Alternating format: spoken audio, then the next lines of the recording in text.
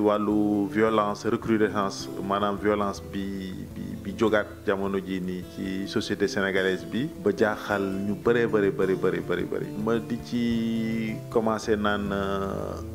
violence loo xamante ne que mën nañ ne moom la société àdduna bi yëpp gën a partagé maanaam doomu aadama violence dafa bokk ci moom borom xam-xam yu mag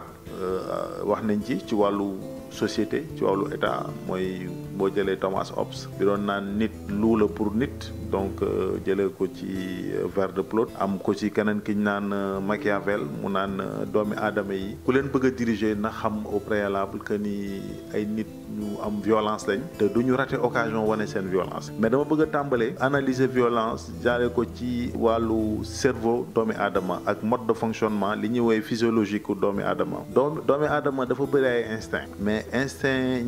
ñaar ñoo ci ëpp doole muy ñaari type de cerveau maanaam doomi aadama boo gis ñaari type de cerveau lay demee un cerveau animal bi ñu woowee reptilien et un néocortex bi ñu woowee le cerveau rationnel cerveau animal bi nag ñun ñëpp a ko bokk mais mun naa ne dafay yéeg di wàcc donc doomi aadama bi naka lañ ko yaree ci ban société la màggee et cetera lii beneen psychologue bu mag psychanalyste bi ñu woowee Sigmund Freud di woowee le surmoi maanaam société bi lan la def ci moom loolu may déterminer moom naka la mën a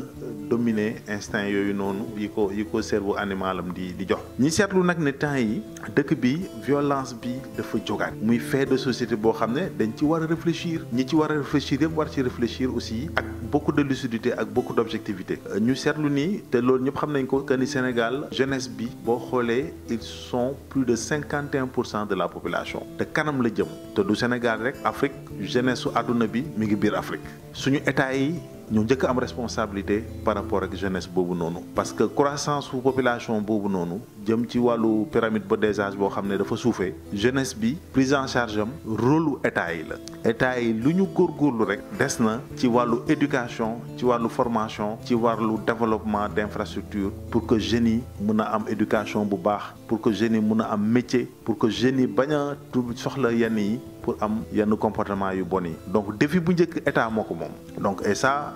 l'état l'a compris mi ngi def ay effort mais il faut que mu dolli effort ci wàllu formation professionnelle ci wàllu éducation nationale pour que mën a téye jeunesse bi encadrer leen ba am ci liñ ci bëgg beneen fànn bi muy fànn aussi bu am solo mooy fànnu kër yi éducation xale yi par rapport aux maisons par rapport ak éducation ci wàllu vertu par rapport ak éducation ci wàllu morale mooy aussi mooy bi ci indi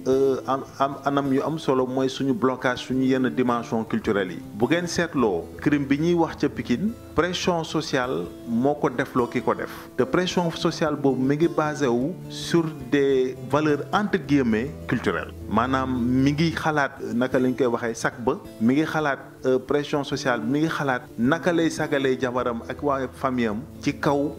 donc nu mu ko amee baax na mu doon loo xam ne aussi dañ ci war a réfléchir est-ce que dañ war a yar suñu doom yi ci alal ji moom noo ko amee baax na wala est-ce que dañ leen war a yar ci alal dañ koy liggéey ñàkk ko ñàkk bu lew mu doon loo xam ne da nga koy jëriñoo mu doon lu lew loolu tamit mutation sociale la parce que bu njëkk ba boo seetloo mag ñi dañ doon yare ci liggéey ci intégrité ci ay jikko yu baax ci ñàkk jëriñu léegi nag dóorkat yi léegi nag ay nit ñoo xam ne nu ñu amee xaalis bi rek baax na donc kenn xoolatul xaalis bi xeeñ drogue la kon xoolatul xaalis bi xeeñ lu bon la xaalis bi daal parents yi am nañ ci responsabilité bu rëy tamit donc côté boobu noonu aussi yar gi ci kër yi parents yi war nañ ci góorgóorlu bu baax a baax a baax a baax a baax beneen aspect aussi muy aspect bu am solo mooy que ni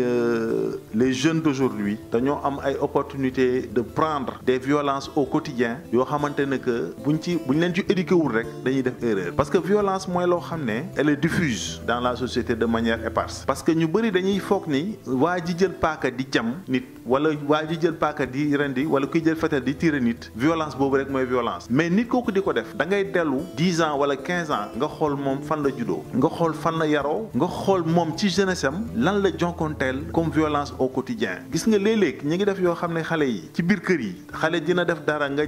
dóor wala mu def dara nga saaga wala nga jël di ko abuser ci moom sexuellement day am ci biir kër yi kenn du ko yëg yaa ngi créer un monstre xale boobu noonu bu màggee am na violence extrême yi muy contenir nit ñi ni dañuy yaakaar ne lu bees la te mu ngi ko màggaale donc violence dafa dañ koy disséminer sans le savoir léeg-léeg ma ne la différence sociale rek quartier bu pauvre nit dugg fa ak yenn oto yi di fa sotti yenn xaalis yi c'est une forme de violence xale yi di ko gis am na benn esprit révolte bu ñuy contenir seen kaw seen voilà donc la violence dafa bëri ay formes maintenant société sénégalaise comme ni ñuy wax ñoo war a ndëppaat seen bopp ci violence xool yan voies et moyens la ñuy utiliser pour vraiment nan laa ko mën a waxee amoindrir les voies de diffusion de la violence au quotidien encore une fois les solutions au plan social bëri nañ man je pense que comme on dit magu diine yi am na li ñu fi def nañ delluwaat ci diine gi nañ delluwaat ci yar gi ci fondamentaux yi mooy état def une éducation boo xamante ne que ni bu mujj ayib la xale yi di dem école ñu war a def formation professionnelle def formation professionnelle ñu war a sensibiliser loolu kilifa diine yi la ñuy gën a interpeller sensibiliser donc par rapport à ces violences là pour vraiment mu wàññeeku parce qu'on sait que c'est compliqué mu jeex carrément mais allure bi mu jël nii war nañ ci jóg état bi aussi mu jàppale ñu par rapport ak les prisonniers yi ñuy génnee en masse parce que ça aussi on a constaté à chaque fois bu amee grâce présidentielle massive recrudescence violence day am mooy nos prisons aussi doivent être repensées parce que une prison ça doit en principe on a dit maison correctionnelle donc souvent le focus est mis sur l'arrêt et non sur la dimension correctionnelle donc prison dañ fa war a baaxalee ay nit dañ fa war a nit ñu dëng dañ leen fa war a jubantilee mais warul doon un stockage de malfrats et puis à un certain moment nga libérer leen donc dañuy empirer woo boo seetloo la prison devient justement un endroit où les voyous dañuy gën a doon bandi ci biir prison bi boo leen génnewaatee c'est normal ñu dellu ca lañ nekkoon parce que prison ba impacté wu leen positivement donc alors que la prison est censée impacter les prisonniers positivement ba nga xamante ne que ni boo leen génnee dañuy dellu seen métier am na ñu bëri ñoo xam ne tey jii aux États-Unis wala feneen ci prison yi la ñuy amee métier parce que dañ leen fay yóbbu dañ leen di corriger defal leen métier corriger leen au plan psychologique et mental ba ñu doon ay nit njaay ñu soog leen joxaat société bi je pense que les prisons sénégalaises doivent être repensées en ce sens-là ba nga xamante ne que ay maison correctionnelle lay doon te même bu amee grâce ay prisonniers yu dul def ay dégâts mais li ñu seetlu nii des fois les grâces day créer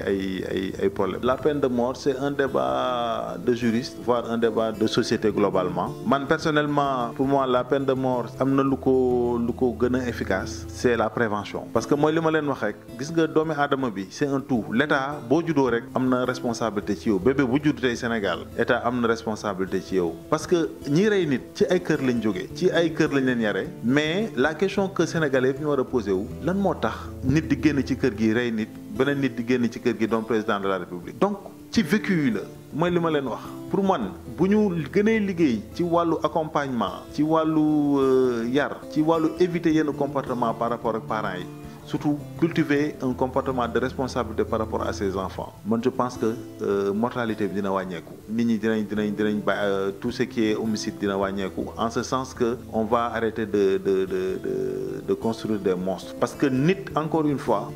jékkul rek rey processus bi koy reyloo moom la ñu war a interroger càmbar ko bu ñu ko càmbaree rek dinañ gis vraiment les déterminants de ces actes là pour mun a apporter maintenant des correctifs. Maintenant les juristes certains sont d'accord pour am nañu d'accord pour peine de mort parce que peine de mort aussi am na benn njëriñ dissuasif nit ku nekk boo reyee boo xamee ne bu ñu la jàppee nañ la rey gi dina wàññeeku c'est certain. Maintenant y a le risque d'erreur qui va intervenir loolu tamit d'autres juristes vont te dire ça parce que léeg-léeg nit ñu tëj ko ci loo xam ne defu ko. nit boo ko reyul nit loolu tamit en termes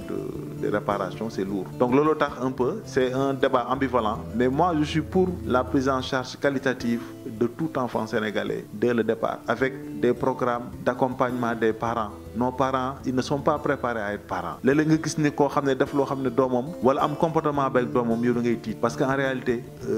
monstres yi ngeen di gis ni yëpp ils ont été des enfants dañ leen yar mais à un certain moment les parents ont flanché quelque part te li ma leen wax rek nit ñaari cerveau la le cerveau reptilien su jëlee le dessus sur le cerveau rationnel rek mala moo fay des mala bu desee nag rey du doon problème waaw rey du doon problème donc je pense que daal loolu mooy suma position globalement sur cette question